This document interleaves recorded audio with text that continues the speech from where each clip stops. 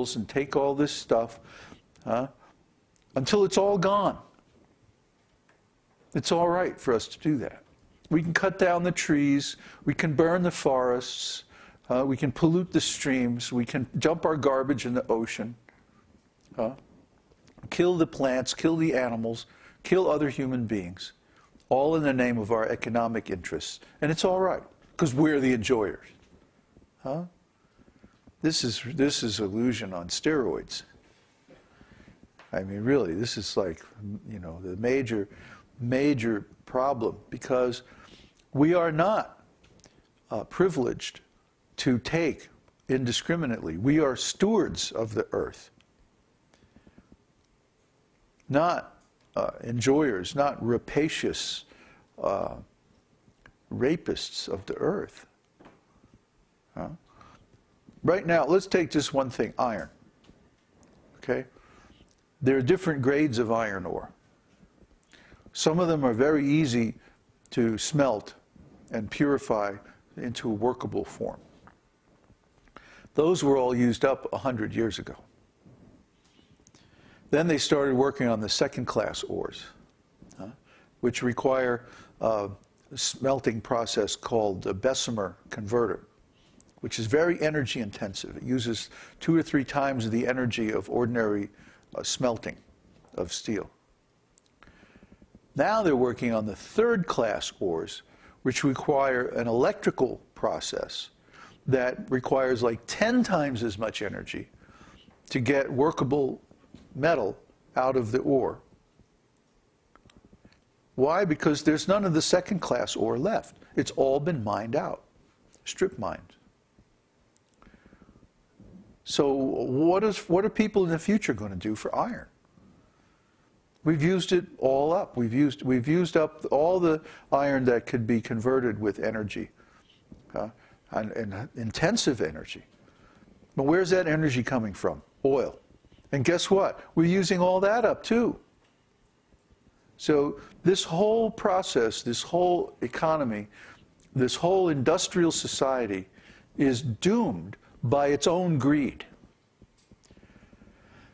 Because now the oil that is left in the ground is going to be harder and harder to get out. It's going to take more and more energy to get the oil out. And pretty soon, not very far down the road at all, we're going to reach a point where it takes more energy to get the oil out than it does that you get from burning the oil. And at that point, it becomes economically unfeasible.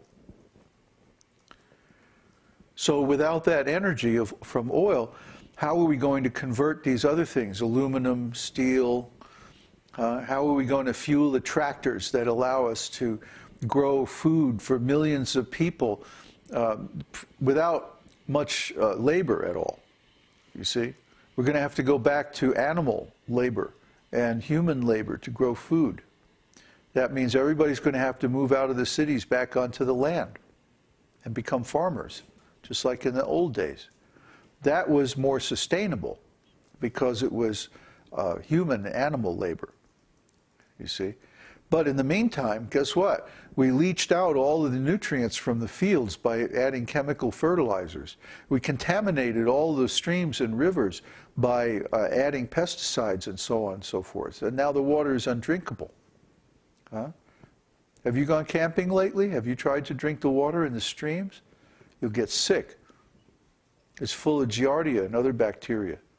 Here in Chile, we can walk up the hill here and drink out of a stream, and it's great. I mean, it's beautiful, healthy water. The water here at the house where we're staying is just taken right out of the stream, just up the hill. And it's the best water. I mean, really, it's first-class water. But try that in the U.S. Try that in any developed country, and you'll get sick.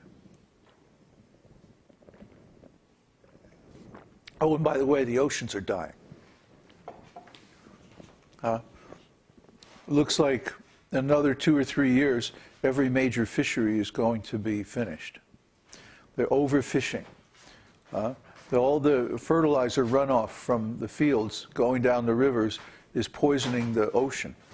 And the plankton are dying. The coral is dying.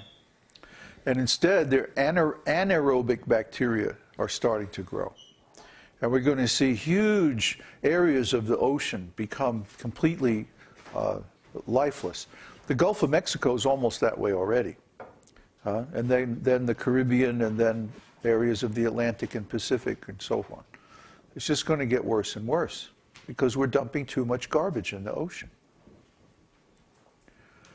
This cannot go on very much longer. You know, even if, 2012 and all these other things don't happen, we have already signed up for ecological disaster. We have already signed up for economic collapse.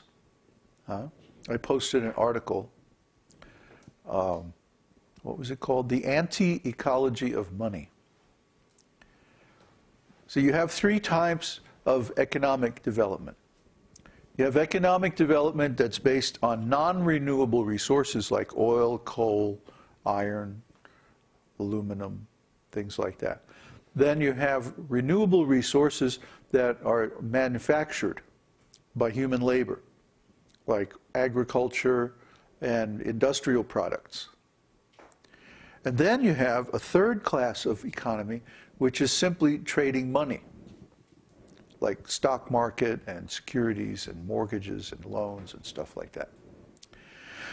The economy of money is maybe 100 times or 1,000 times larger. Nobody knows how much really it is. But it's much, much larger than the real economy of manufactured or other goods produced by human labor and goods that are taken directly from the land.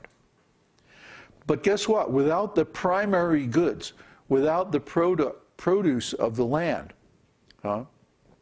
without good soil, without good water, without iron ore, and without all the products, oil and so many things that come from the earth, the other two types of economy can't go on.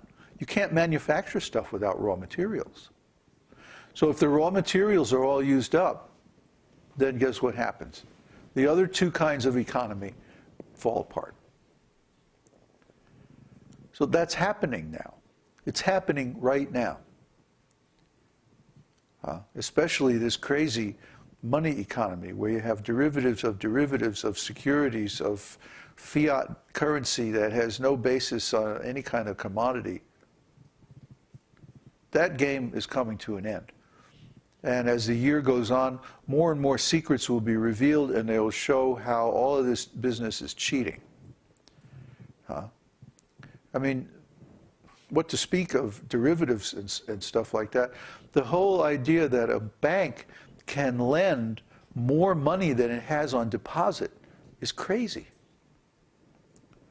If you have a bank, you can lend like 10 times the amount of money you have on deposit. Well, that's nuts. How can you lend money that you don't have? It's basically, the banks have a license to print money, is what it is.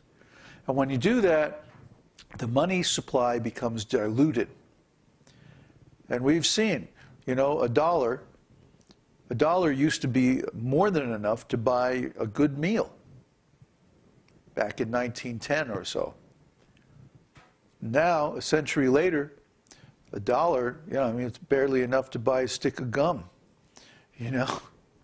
It'll barely buy you a can of soda pop, Probably won't even buy it nowadays. So all of these things indicate the death of the phony economy. You see? We've allowed the greedy rascals to dominate our whole existence and condition us to become nothing but consuming machines for this industrial economy. And there's very, very rare people now who are actually producing anything. Take a typical job in a typical corporation. Well, what do? You go in and sit in a cubicle and type at a computer all day. That's the typical job now. Most of the manufacturing jobs have been offshored, outsourced to different countries where labor is cheaper. And most of the farming jobs, of course, went away with mechanized farming. And so now what do people do? Do they make stuff? No. Do they grow stuff? No. No. They take one kind of information and they turn it into another kind of information. You know, this is useless labor. It's called, in the Vedic terminology, it's called ugra karma, undesirable work or ugly work. Nasty, sinful, unnecessary, you know, work that gives bad results for everybody. Ugra karma. So this ugra karma economy now is spread all over the world. Every place is forced to go along with it. You know, whose idea was this? You know, whoever it is, it's not a very good deal. It's not good for anybody. It's not good for the earth, not good for the people.